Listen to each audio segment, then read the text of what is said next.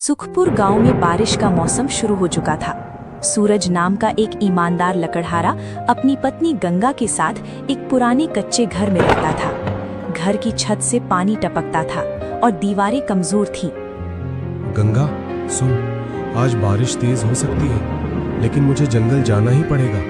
कल का बचा हुआ आटा खत्म हो गया है और सेठ हरकिशन का कर्ज भी बढ़ता जा रहा है। अगर मैं आज काम पर नहीं गया तो कल चूल्हा कैसे जलेगा?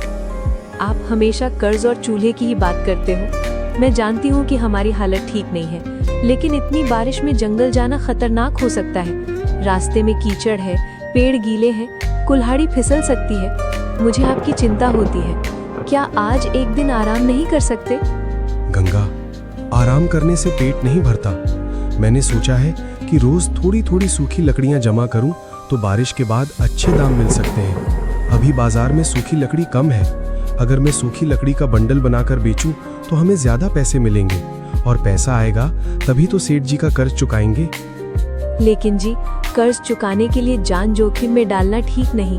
आप जानते हो ना सेठ हरकिशन कैसा आदमी है। कल वो गली में कह रहा था कि जो कर्ज नहीं चुकाता उसका हिसाब अलग तरीके से लिया जाता है। मुझे डर लगता है कि कहीं वो हमें परेशान न कर दे। गंगा, तू चिंता मत कर। मैंने कभी किसी का पैसा दबाया नहीं है। सेठ जी ने हमें मुश्किल समय में कुछ रुपए दिए थे, इसलिए मैं उनका हर पैसा ब्याज समेत चुकाऊंगा। बस थोड़ा समय चाहिए और मैं वादा करता हूँ कि जंगल में पूरी सावधानी रखूंगा। सिर्फ सूखी डालियां काटूंगा, गीली लकड़ी नहीं।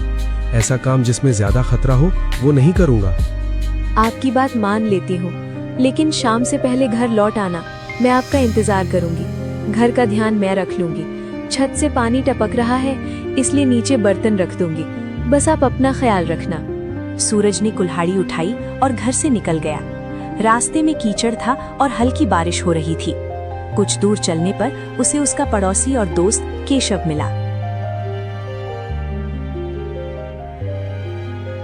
अरे सूरज भाई, इतनी बारिश में कहाँ जा रहे हो? मैं तो सोच रहा था कि आज तुम घर पर ही रहोगे। इस मौसम में तो मजदूर भी काम पर नहीं जाते। केशव, मजदूर चाहे कोई भी हो, काम तो करना ही पड़ता है। मैं जंगल जा रहा हूँ, कुछ सूखी लकड़ियां काट कर लानी है। कल बाजार ले जाकर बेचूंगा तो घर का खर्च निकलेगा। और तुझे पता है, मेरा सपना है कि मैं लकड़ियों का छोटा सा व्यापार खड़ा करूं। उसके लिए मुझे रोज मेहनत करनी होगी। सपना तो अच्छा है भाई, लेकिन इस बारिश में लकड़ियां गीली होंगी, ग्राहक भी कम मिलेंगे। फिर भी तुम हिम्मत नहीं हारते, यही तुम्हारी खासियत है। मैं भी चाहता हूँ कि मेरे पास कोई अच्छा काम हो, लेकिन दिहाड़ी के भरोसे ही जिंदगी चल रही है। केशव, दिहाड़ी भी काम है, लेकिन अगर हम थोड़ी समझदारी से काम करें तो बचत भी कर सकते हैं। मैं सोच रहा हूँ कि अगर मेरे पास एक नई कुल्हाड़ी और एक छोटी हाथ गाड़ी हो तो मैं एक बार में ज्यादा लकड़ियां बाजार तक ले जा सकूंगा। इससे मेरी कमाई बढ़ेगी और मैं सेठ जी का कर्ज भी जल्दी चुका पाऊंगा। फिर हम दोनों मिलकर कुछ और कर सकते हैं। ये तो बहुत अच्छी सोच है, लेकिन सेठ हरिकिशन बहुत चालाक है। वो ब्याज के नाम पर गरीबों को निचोड़ता है। तुम समय पर कर्ज चुका देना, वरना वो कुछ भी कर सकता है। मुझे उसकी बातों पर भरोसा नहीं। मैं समझता हूँ केशव, इसलिए मैं कोई भी काम छोटा नहीं समझता। अगर भगवान ने चाहा तो बारिश के बाद मेरी मेहनत रंग लाएगी। और हाँ, अगर तुझे भी मेरे साथ काम करना हो तो बता देना। मैं अकेले से ज्यादा 2 लोगों के साथ काम करना पसंद करूंगा। जरूर भाई, मैं तुम्हारे साथ जरूर चलूंगा। बस आज मुझे अपने खेत पर थोड़ा काम है। कल से मैं तुम्हारे साथ जंगल चला करूंगा। और हाँ, जंगल में संभल कर जाना। दोनों ने एक दूसरे से विदा ली। सूरज जंगल की ओर बढ़ गया। जंगल का रास्ता पथरीला और फिसलन भरा था। सूरज ने एक पुराना सूखा पेड़ देखा और उसकी डालियां काटने लगा।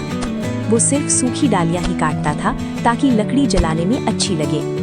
करीब 2 घंटे मेहनत करने के बाद उसने लकड़ियों के बंडल बनाए। बारिश तेज हो गई थी, इसलिए उसने जल्दी से बंडल सिर पर उठाए और घर की ओर चल पड़ा। शाम तक वो घर पहुंच गया। गंगा दरवाजे पर खड़ी उसका इंतजार कर रही थी। आ गए आप? मैं कब से राह देख रही थी। बारिश भी बहुत तेज हो गई थी। मुझे डर लग रहा था कि कहीं रास्ते में गिर न गए हो। जल्दी से अंदर आइए। हाँ गंगा, आज रास्ता बहुत खराब था। कीचड़ में पैर फिसल रहे थे, लेकिन कुछ अच्छी सूखी लकड़ियां मिल गईं। अगर कल बारिश रुक गई तो बाजार ले जाऊंगा। एक बंडल का अच्छा दाम मिल गया तो घर का खर्च निकल आएगा। फिर सूरज घर के अंदर जाता है। आज घर में सिर्फ चावल और नमक है, दाल नहीं है, इसलिए मैंने सादा चावल बनाया है। आप बुरा मत मानना। गंगा, सादा चावल भी बहुत होता है जब पति पत्नी साथ में खाते हैं। कल भगवान ने चाहा तो दाल भी आ जाएगी। तू चिंता मत कर, हमारी मेहनत बेकार नहीं जाएगी। मैं कल बाजार जाकर लकड़ियां बेचूंगा और चावल दाल जरूर लाऊंगा। आपकी बात सुनकर मन को थोड़ा सुकून मिलता है। मैं सोच रही थी कि अगर हम हर दिन का हिसाब लिखकर रखें तो शायद खर्च समझ में आए, जैसे आज हमने कितना खर्च किया और कितना बचाया। इससे हमें पता रहेगा कि कर्ज कैसे जल्दी चुकाना है। ये तो बहुत अच्छी बात है गंगा। पैसे का हिसाब रखना बहुत जरूरी है। बिना हिसाब के पैसा हाथ से निकल जाता है और पता ही नहीं चलता। कल से हम हर आमदनी और खर्च का हिसाब एक कागज पर लिखेंगे।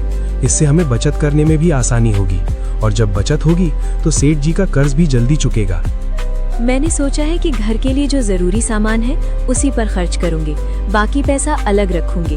पहले सेठ जी का छोटा हिस्सा चुकाएंगे, फिर घर की मरम्मत कराएंगे।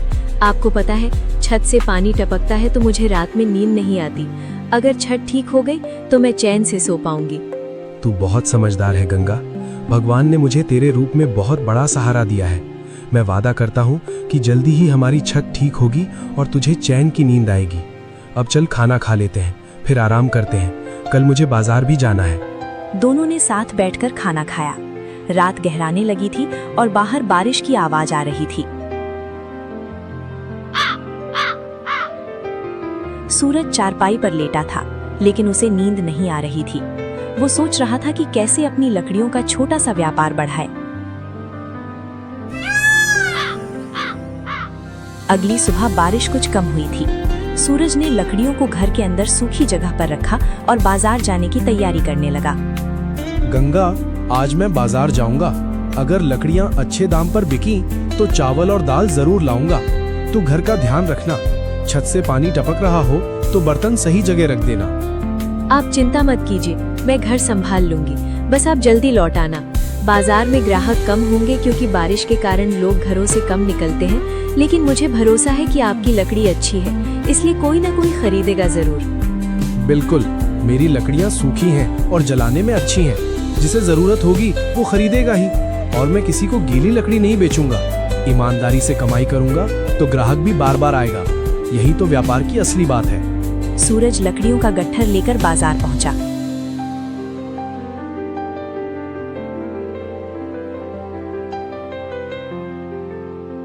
बाजार में सन्नाटा था।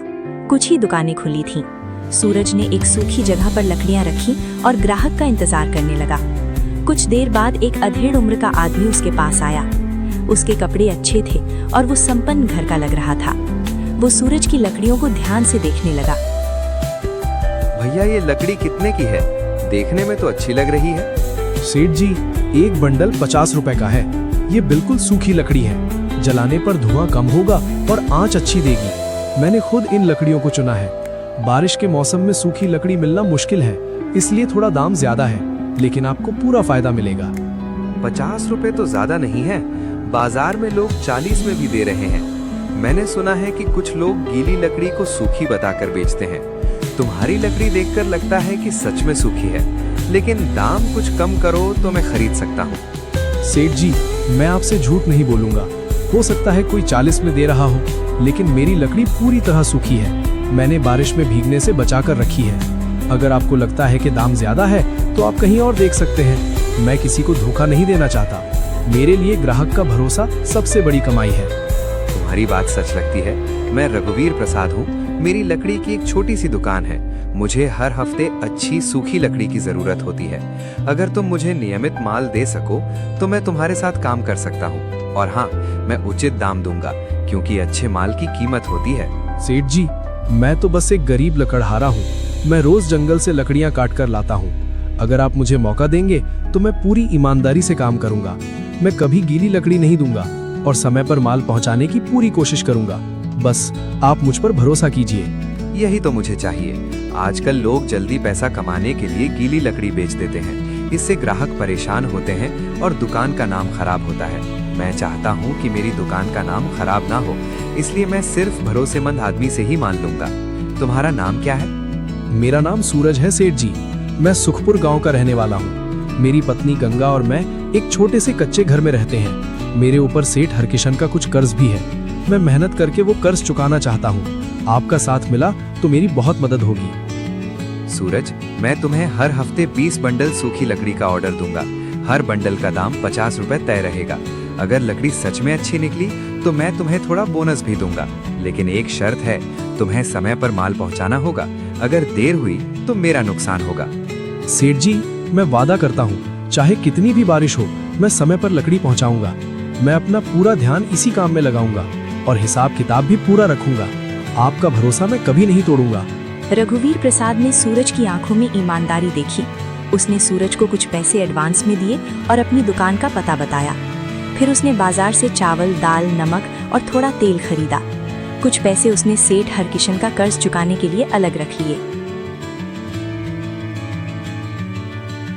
घर पहुंचते ही गंगा ने देखा कि सूरज के चेहरे पर आज एक अलग ही चमक है। उसके हाथ में सामान भी था। आज तो लगता है अच्छी खबर लाए हो। चेहरा देखकर ही पता चल रहा है कि कुछ अच्छा हुआ है। जल्दी बताओ क्या बात है। हाँ गंगा, आज भगवान ने हमारी सुन ली। मुझे एक सेठ मिले हैं, रघुवीर प्रसाद जी। उन्होंने मुझे हर हफ्ते 20 बंडल लकड़ी का ऑर्डर दिया है। हर बंडल 50 रुपए का मिलेगा। उन्होंने कुछ पैसे एडवांस भी दिए हैं। मैंने सोचा कि अब हमें रोज का हिसाब लिखना चाहिए। इससे हमें पता रहेगा कि कितना बचा और कितना खर्च हुआ। ये तो बहुत बड़ी खुशखबरी है। मैं आज से ही एक कागज पर हर खर्च लिखूंगी। जितना बचेगा उतना अलग रखूंगी। पहले हम सेठ हरकिशन का कर्ज चुकाएंगे, फिर घर की छत ठीक कराएंगे। और हाँ, मैं चाहती हूँ कि हम थोड़ा सा अनाज भी बचा कर रखें, ताकि कभी मुश्किल आए तो काम आए। तुमने बहुत अच्छा सोचा गंगा।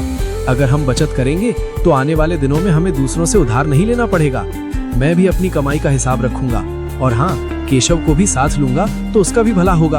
अकेले से ज्यादा 2 लोग मिलकर काम करेंगे तो माल भी ज्यादा तैयार होगा। केशव भाई अच्छे इंसान हैं। वो हमेशा आपकी मदद करते हैं। उन्हें साथ लेना ठीक रहेगा। बस ये ध्यान रखिए कि सबको उनकी मेहनत का सही हिस्सा मिले। किसी का पैसा न दबाइए। तू बिल्कुल सही कहती है। मैं सबको उनकी मेहनत का पूरा पैसा दूंगा। हिसाब में कोई गड़बड़ी नहीं होगी। अब चल खाना बना लेते हैं। आज दाल भी बनेगी और चावल भी। बहुत दिनों बाद अच्छा खाना मिलेगा। जरूर। आज मैं आपके लिए गरम गरम दाल चावल बनाती हूँ। आप थक गए होंगे। पहले हाथ मुंह धो लीजिए, मैं तब तक खाना तैयार करती हूँ।